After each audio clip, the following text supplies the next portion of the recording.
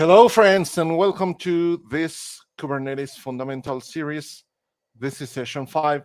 I'm Rodrigo, and today I'm going to talk about services.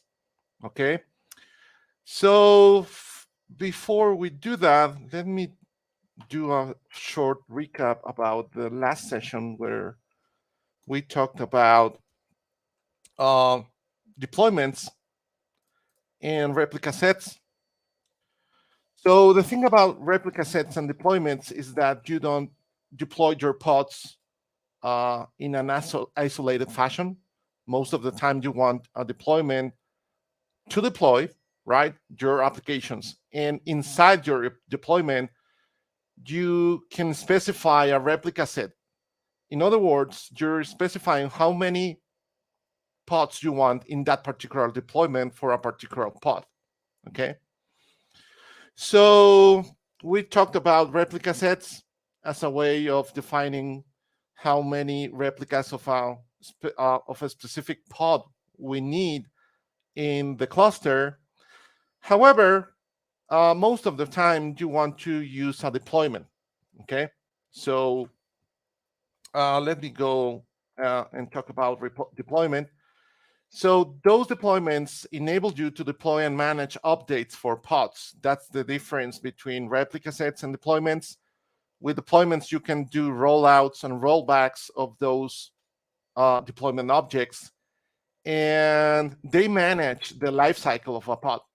That's the difference between deployments and replica sets. And of course, the best practice is to use a deployment, okay? So I showed you this the other day. This is a deployment.yaml file, of course, a fictitious one. And in the spec field, we can specify the spec of the deployment. Inside the spec, we can define the template for the pod.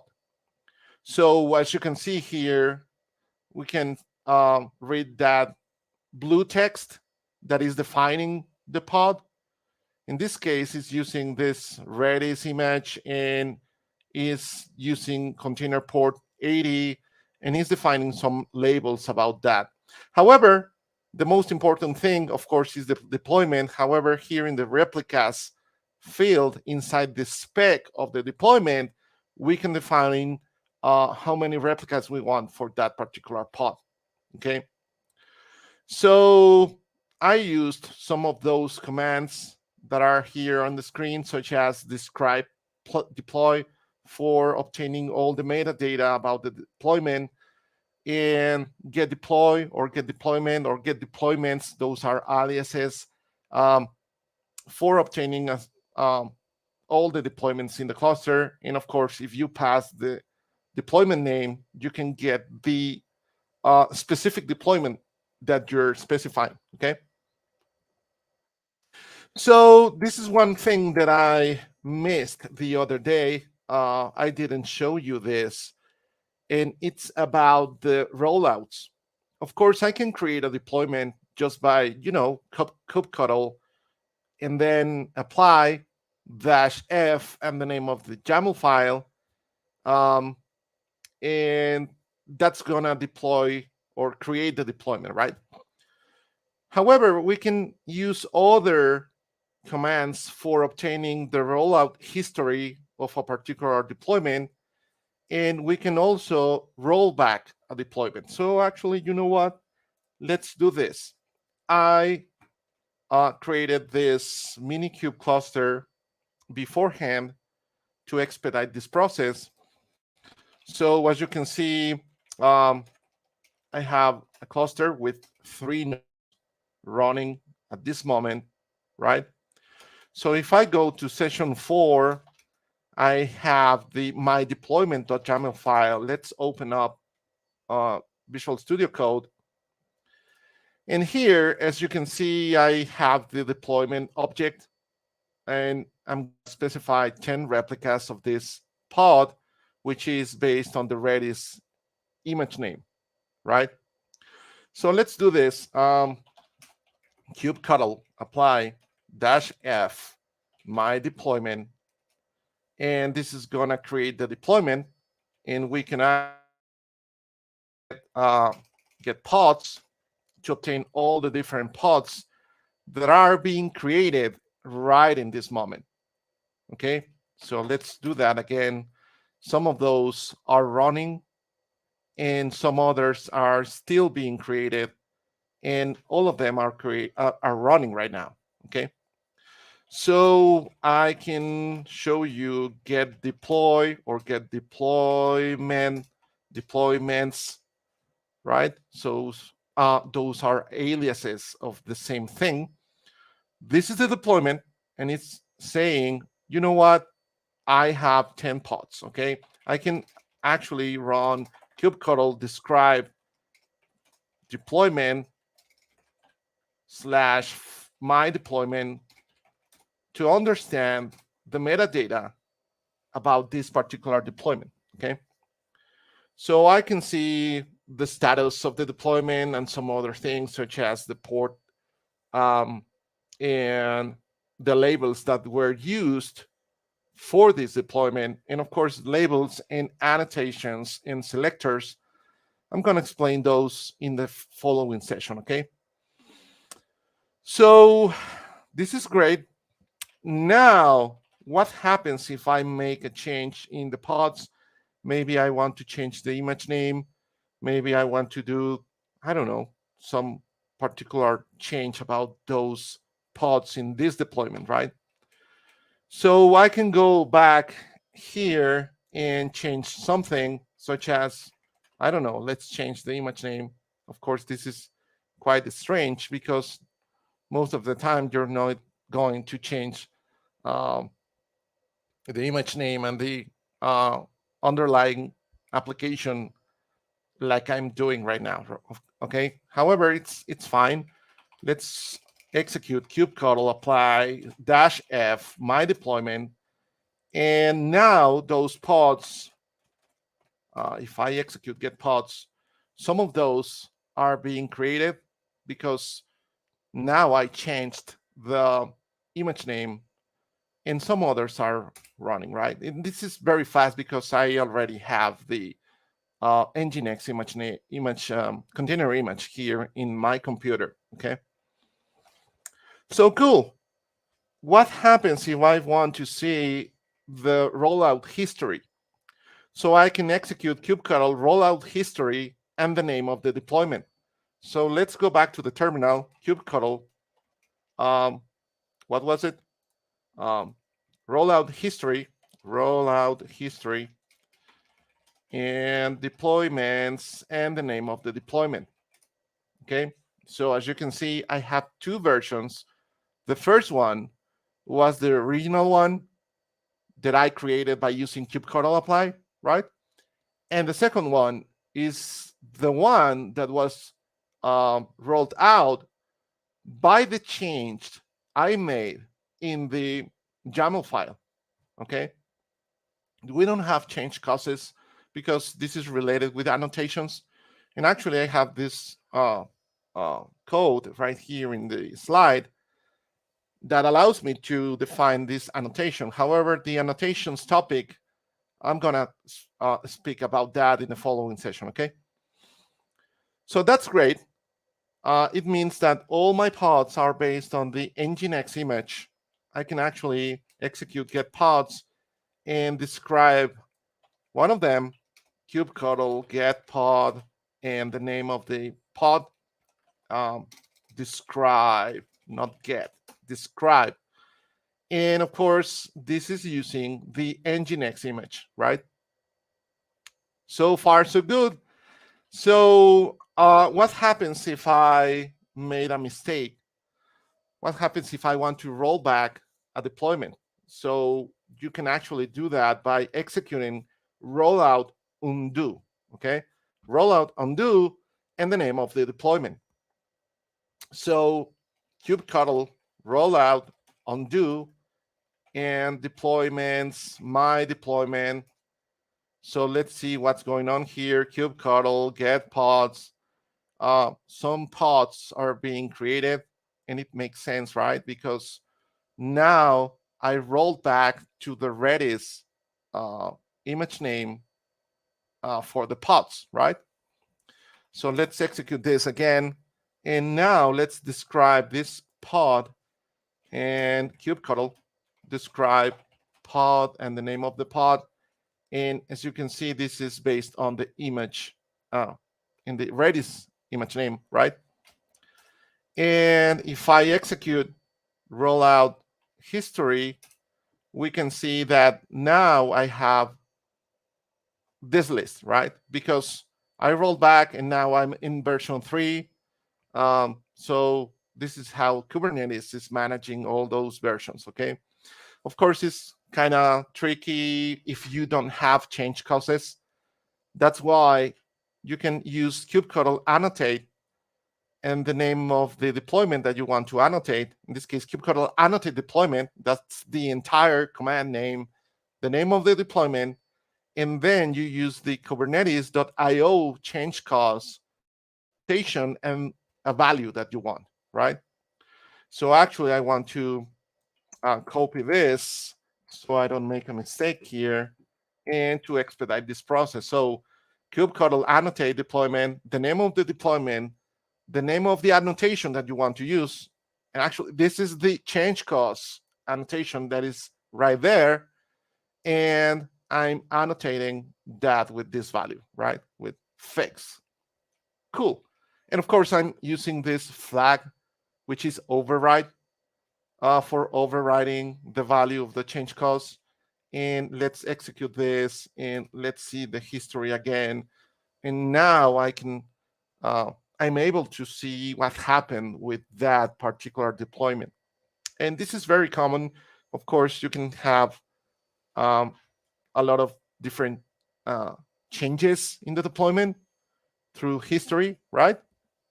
So it comes in handy if you have the change cause.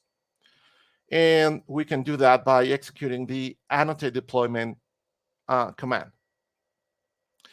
So far, so good about deployments. And now let's talk about services.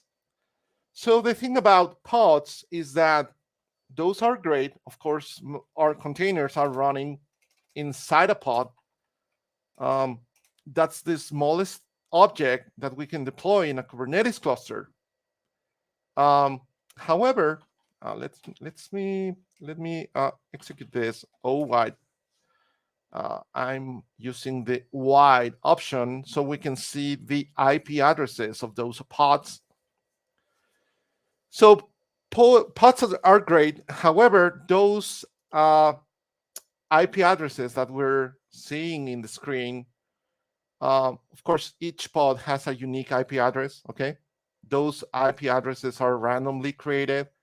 However, they could change over time because, as you saw, you can just delete a pod and then Kubernetes is gonna fulfill your desire to have the number of replicas in the cluster, and it's going to create a new pod. So pods are dynamic, right? By nature, pods are dynamic. So it's not a good idea to reference pods directly. We cannot rely on pre-assigned IP addresses because, of course, those IP addresses could change. Pods are being deleted all the time, and pods are being created all the time, okay? And on the other hand, pod-to-pod communication is unrestricted, and I'm going to talk about in a future session. However, the main thing here on the gist of this slide is that we cannot rely on pre-assigned IP addresses, okay? That's why we have services that provide a stable IP and DNS name. Services know about pods, regardless of the instance of the pod, right? Because the name of the instance and the IP address that the specific pod has, it doesn't matter if that's deleted and then a new pod comes. The service will know about those pods, those backing pods for your application, okay? So a service can behave like a load balancer, right? for a number of pods. And so we don't have to use pods directly.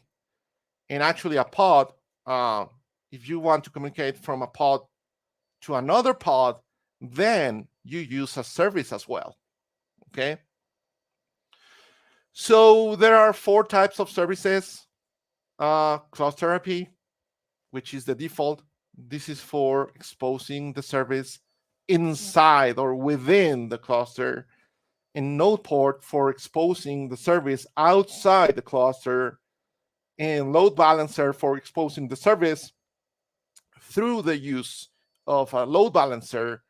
And of course, this is related with managed Kubernetes, such as, I don't know, Azure Kubernetes Service or Google Kubernetes Engine and those cloud provider offerings. And finally, external name that allows you to map a service to a DNS name. I guess the most important ones are cluster IP and node port. And that's actually what I'm going to explain in this session, cluster IP and node port, okay? Another trait about services is that they send traffic only to healthy pods. What happens if a pod is behaving incorrectly? Maybe it's in the faulty state or something. So the service is gonna know that it won't send the traffic to that specific unhealthy pod, okay? And as I mentioned, services know about those backing pods, and it's using, or the way that it does that is by using selectors. And as I mentioned before, annotation, selectors, and labels is actually the next session in this series, okay? So what's happening with a service is the following. So let's imagine that we have 3 pods in a cluster, okay? And of course, each pod is running a container image. Of course, it's running an application. Each pod has an IP address assigned to that pod, okay? So in this case, I don't know, 100, 101, and 102, and actually it doesn't matter. It depends on the networking configuration of your cluster. However, let's say that we have these 3 pods, okay? And you specify in your application, or maybe, I don't know, maybe in a web service or something, that you want to communicate to a pod, okay? And actually, it doesn't make sense because that specific IP address of that pod could change over time, okay? So your service or application is gonna, it's not going to find the pod, right? Because the IP address changed. So that's why we deploy services. We use these primitive objects in a Kubernetes cluster to communicate to pods indirectly, right, from our applications or services or even other pods. And the service will know those pods. It'll know the pool of pods that are available for communicating to. So in this case, if a pod changes its IP address, it actually doesn't matter because the service will know that this new pod has the same label as its selector. So it'll know that it can communicate to this newly created pod, this freshly created pod. So your application or service, it doesn't matter, right? It doesn't matter for your application because you will be able to use the service and the service will know about those pods. As I mentioned before, services are based on a selector. And actually, that's similar to deployments in a sense that deployments use selectors as well. And of course, again, this is not the right time for speaking about selectors. That comes in the next session. However, let's do this. kubectl describe. I had a describe deployment somewhere, right? Describe deployment, blah, blah, blah. This is the one that I was looking for. And if we describe this deployment, you can see in the selector field that all the pods that have the app label with the my deployment value, they're going to be the backing pods for this specific deployment. That's how a deployment can relate to pods. And this is the same with services. You use labels and selectors for specifying that. So let's create a new folder here, session 5, cd session 5. And now let's create a new service. Okay. So let's create a new file here, myservice.yaml. And of course, I can use the service snippet that I have installed. And here, as you can see, again, API version, kind, metadata, and spec. Those fields that are the same for the majority of objects in a Kubernetes cluster. So in this case, I'm using API version v1. The kind of object is service. This is the name of the service. This could be just my service or something. Actually, you know what? Let me try it again. And let's change this to my service. Okay, my service without a dash. I think it's better. And here in line number 7, you can see that I can specify the name of the label or the label value that I want to use for this selector. So in this case, my deployment, because again, remember that this is the label that I'm using for the deployment. Of course, those labels could have additional labels. In this case, I'm just going to use this, okay? My deployment. I guess there is another command, kubectl get pods and show labels, I guess. This is valid. And yes, we can see the labels for each pod. So I could use others, such as pod template. It actually doesn't make sense right now. However, I'm going to use app equals my deployment. And finally, you specify the port that you want to use as the incoming port, say 80. And finally, the target port. This is the port related to your application that is running inside the pod. So let's say 80 again, okay? And this is the hello world of services. Actually, I can execute my kubectl apply. Let's do that.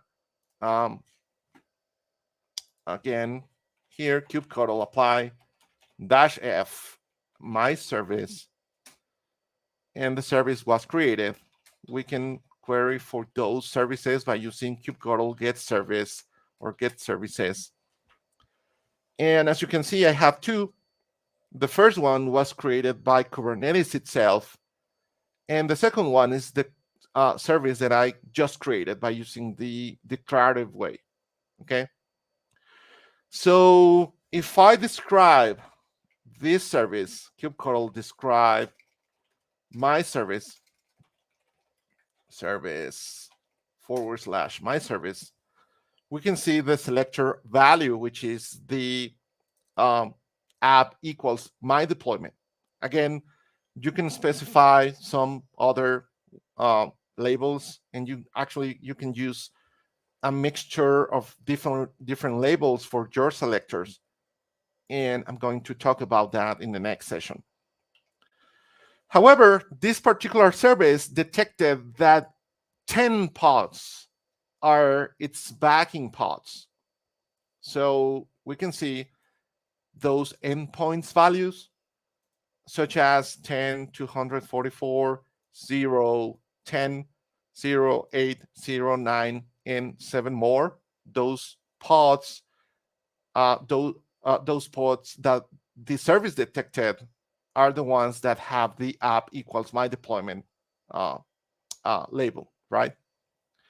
Of course, those are the only pods that I have in this cluster. However, I could have thousands of other pods with other kind of labels, and this service is gonna detect that only 10 pods are its backing pods, right?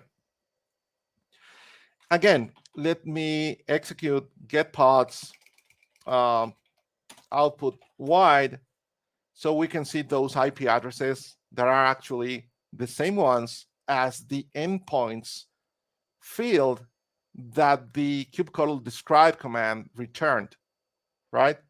8, 9, 10, 11, 12, blah, blah, blah.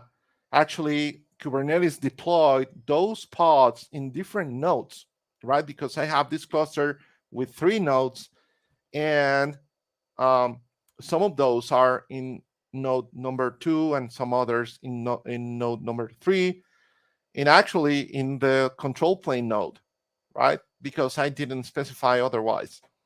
So that's why we have those specific IP addresses.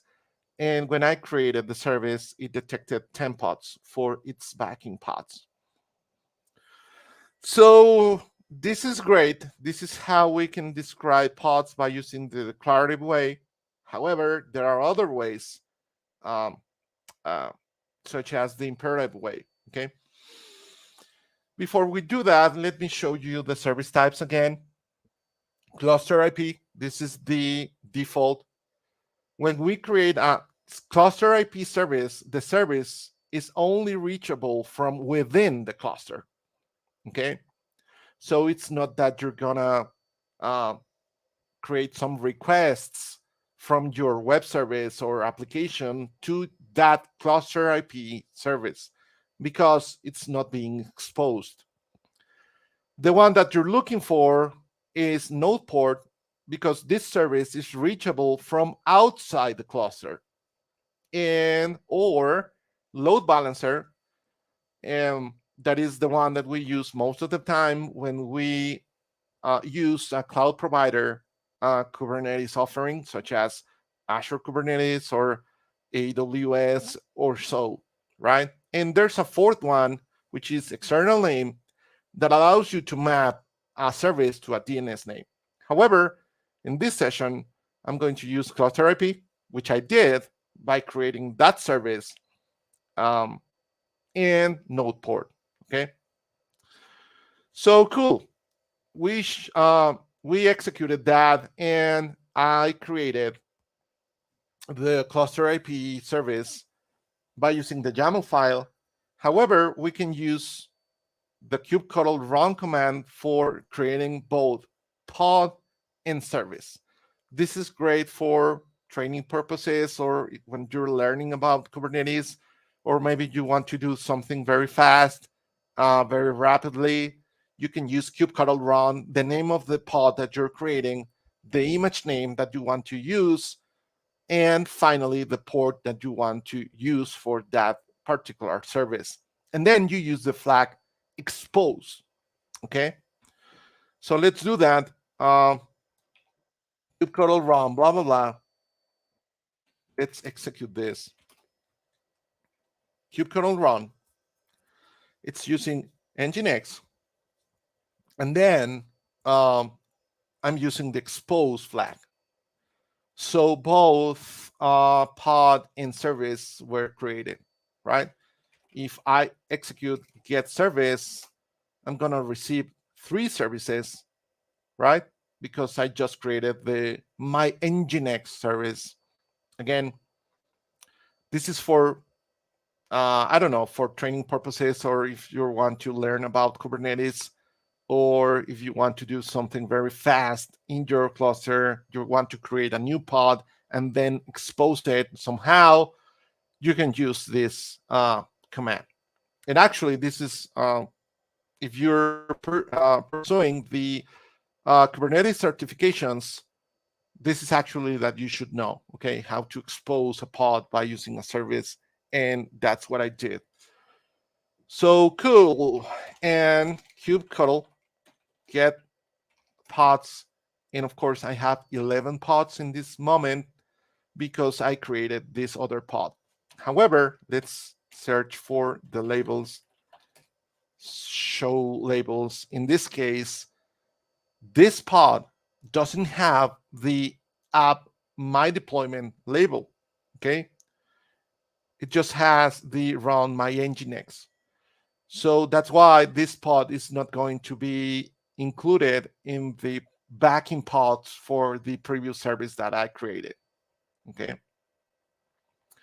What happens if you change the label of this my nginx pod dynamically so you can add the app equals my deployment value?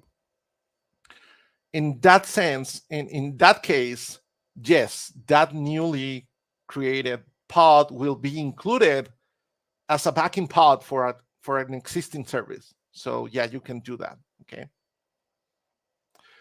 So let's go back here, and that's one way to create a service in the pod, the underlying pod. And you know what? Let me show you the selector for the newly created service. So kubectl describe service, and the name was my nginx, my nginx. So in this other case, as you can see, the selector is just run equals my nginx. That's why this service only has one backing pod, one endpoint, okay? Cool. How can we create a service by using the create service command that is included in kubectl? So you execute kubectl create service, and then the type of service that you want to use, in this case, cluster IP or node port or load balancer or whatnot, okay? And then the name of the service, and then some other additional flags such as TCP that allows you to create the incoming port and the target port. In this case, is doing something very similar of what we did by using the myservice.yaml file, okay? So let's do this. Kubectl create service. So let's go back here. Kubectl create service, and actually it has a hidden character or something. Anyways, I'm gonna type that kubectl create service cluster IP, and then the name of the service, my new service or something, and finally the ports that you want to use by using the TCP flag, okay? So TCP equals 8080 or 3080, or it depends on the application that is running in your pods, right? This target port. So in this other case, I created this my new service by using create service. And of course, in this moment, I have 4 services. We can verify that by executing get service. And I have this my new service, right? And if I execute this with the white output, you can see that my new service has this selector that is app equals my new service. That's the default. App equals the name of the service. And yeah, in this other case, what happened? What are the backing pods for this my new service? So let's do that. Kubectl describe service / my new service, right? And as you can see, this other service, it doesn't have any endpoint because there's no pod with app equals my new service label, right? So it didn't detect a single pod with that label, so there's no endpoint. There are no endpoints for this service, right? However, this is great for learning purposes, creating services by using the create service command. Again, if you're pursuing the Kubernetes certifications, this is something that you should know, okay? And finally, what happens if you have an existing deployment that is not being exposed somehow and you want to expose it by using a service? So you can create the service and you can specify the selector, or you can just execute expose deployment, which is another kubectl command that allows you to expose an existing deployment just by specifying the deployment name and the ports, the incoming port and the target port that you want to use. In this other case, a new service will be created for this. So let's execute this. Let's go back here to the terminal. So yeah, kubectl expose deployment, the name of the deployment. Remember that I have a deployment, right? Kubectl get deployments. Yeah, my deployment. So I can do this. And finally, the target port. So in this other case, of course, the my deployment service already exists. So it's not that I can create a new service just by executing this command that I'm showing you. Of course, I can change the name of the service. However, it's the same result that we have already in place, okay? So many different ways of creating services. Of course, if you want to specify node port for exposing the service outside the cluster, you need to use that type of service, the node port, okay? So let's do that. So let's try again with this. So let me see what's going on here. Kubectl get service. I know those services exist. Those are of type cluster IP, right? So I know that my deployment, I think that's the first one that we created. Let's describe that. Describe deploy, my deployment. And yes, this is the one that I was looking for. So endpoints.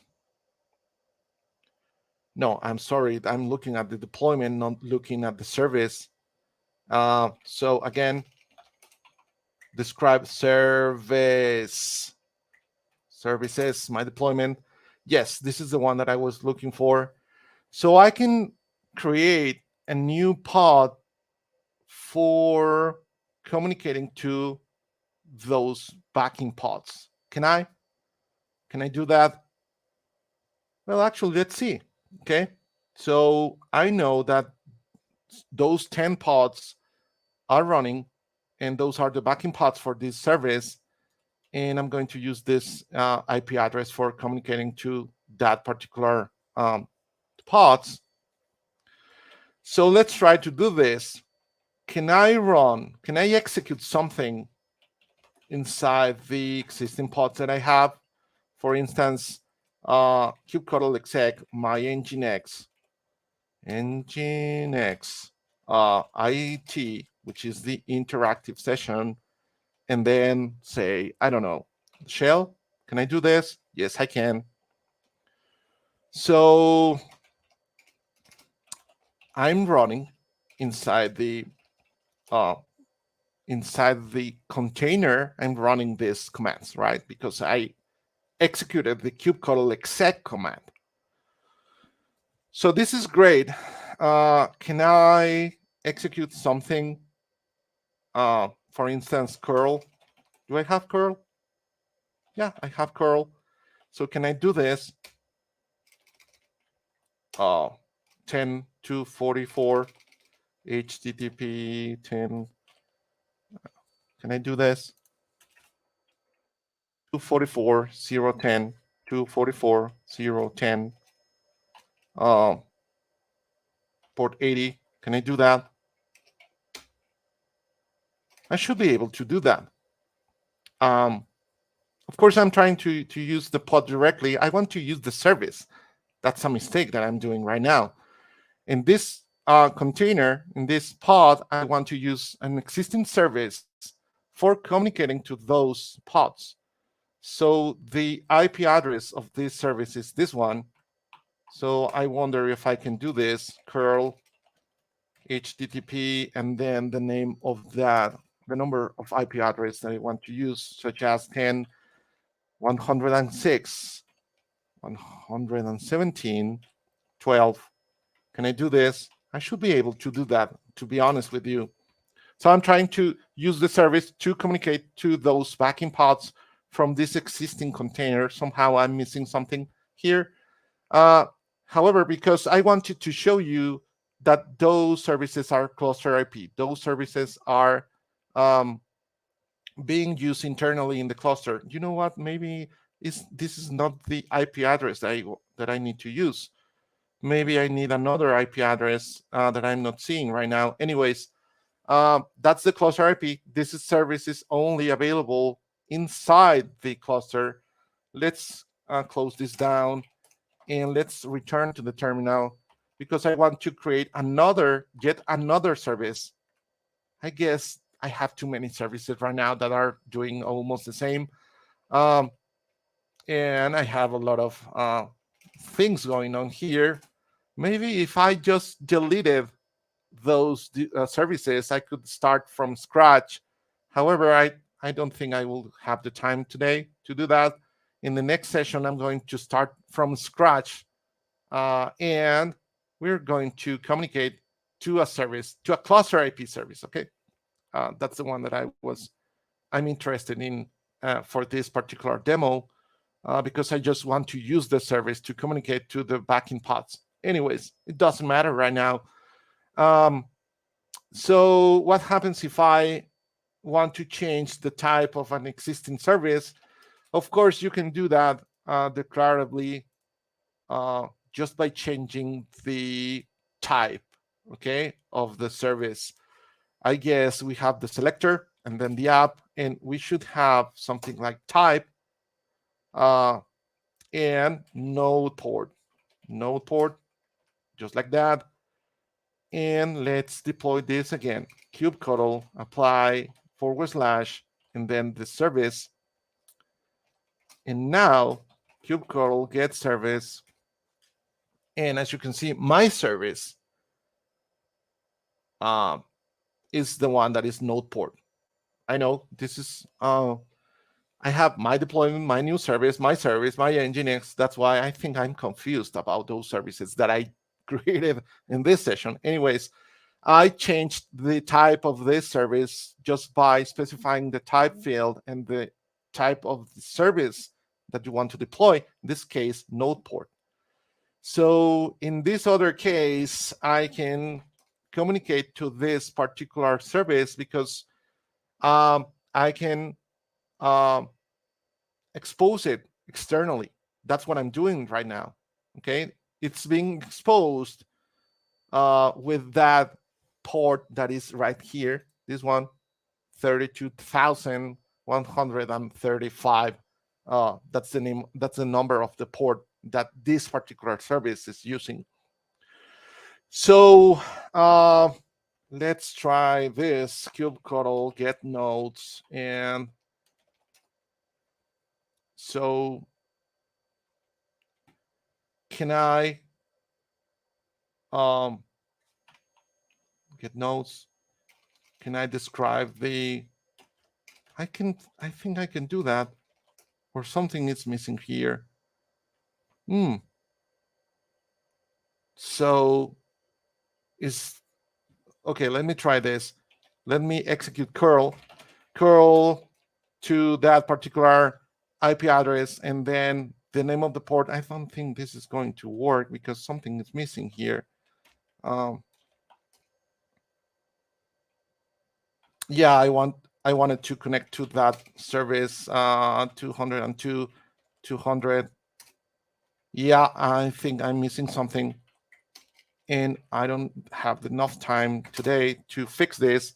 Anyways, something is missing here. Maybe I could just execute another command that I will show you in the next session, which is kubectl proxy, or to create this tunnel, to create this access to that particular service.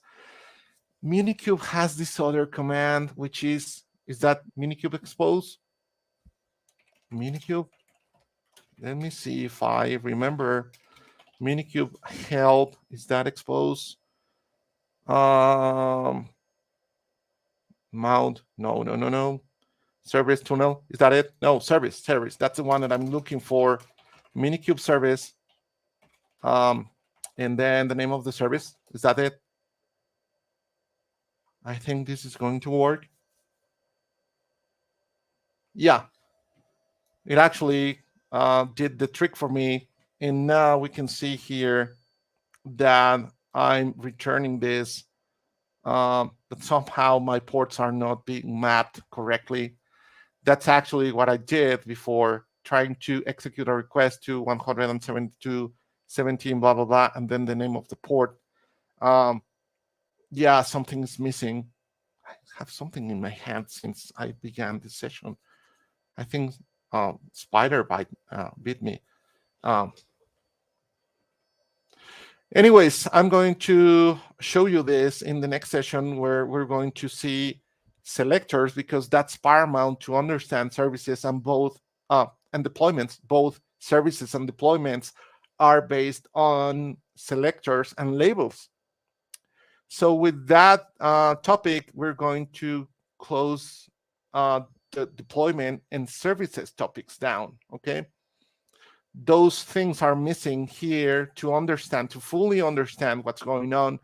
That's why we're going to see selectors and labels, and of course annotations in the following session.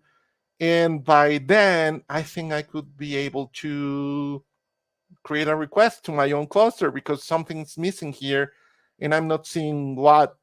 And yeah, I'm going to show you the load balancer option as well, okay? I created beforehand this Kubernetes cluster in my own Azure portal. I created this, and I want to create a service. Of course, I need to deploy some applications to that cluster and then create a service that is of type load balancer, so we can see that Kubernetes is going to communicate to Azure to create a new load balancer with all the rules and all that jazz to communicate to those pods, to those backing pods, okay? And that's one of the things that I'm going to show you in the next session. So 2 types of services, cluster IP and node port. Oh, there are more, of course. I just showed you or talked about 2. Cluster IP, that's the one that you can use within the cluster, and node port is the one that you want to use if you want to expose the service outside the cluster. We have others, such as load balancer and external name. However, yeah, I think we can see load balancer as well in the following session. And external name, I don't think we will have the time to use it in this series. And yeah, that's what I got for today. Labels, selectors, and annotations is the topic of the next session, okay? So thank you for your time, and see you next week.